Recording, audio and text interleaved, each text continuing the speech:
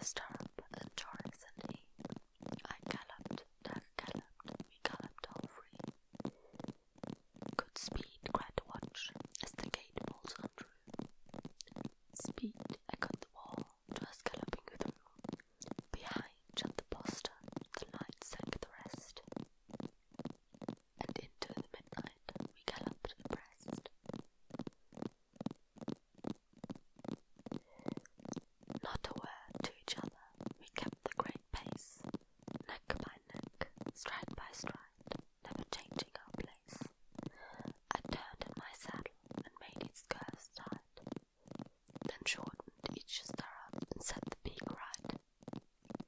Rebuckled the cheek strap and changed slack at the bit.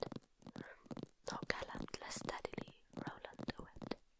'Twas moonset at starting, but while we drew near Le Current, the corkscrew and twilight dawned clear.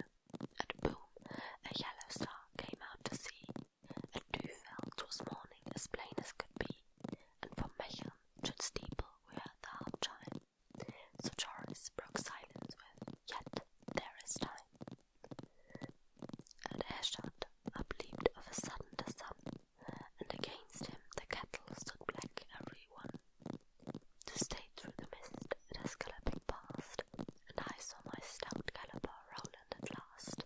With resolute shoulders, each butting away, the haze as some bluff river headland its spray, and his low head and crest, just one sharp ear bent back for my voice, and the other pricked out on his track, and one eye's black intelligence ever that glance, or its white edge at me, his own master askance, and the thick heavy spume flakes which and anon his fierce lips shook upwards in galloping on. By Hasselt Doug groaned and cried, "Joris, stay spare, your ruse gallop bravely, the fault's not in her." Will remember at Aix, one heard the quick wheeze of her chest, saw the stretched neck and staggering knees, and sunk tail, and horrible heave of the flank, as down on her haunches she shuddered and sank.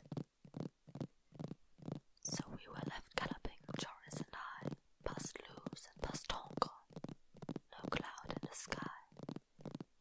The broad sun above laughed a pitiless laugh, neath our feet broke the brittle bright stubble like chaff, till over by Dalhelm the dome spire sprang white, and gallop, gasped Joris, for Aix is in sight. How they'll greet us! And all in a moment his roan rolled neck and croup over, lay dead as a stone, and there was my Roland, to bear the whole weight of the news which alone could save Aix from her fate. With his nostrils like pits full of blood to the brim, and with circles of red for his eye sockets rim.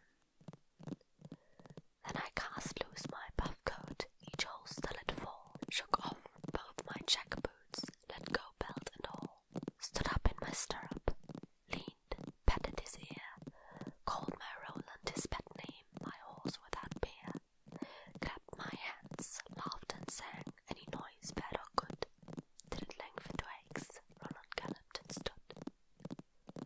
And all I remember is friends flocking round, as I sat with his head twixt my knees on the ground, and no voice but was praising this Roland of mine, as I poured down his throat our last measure of wine, which,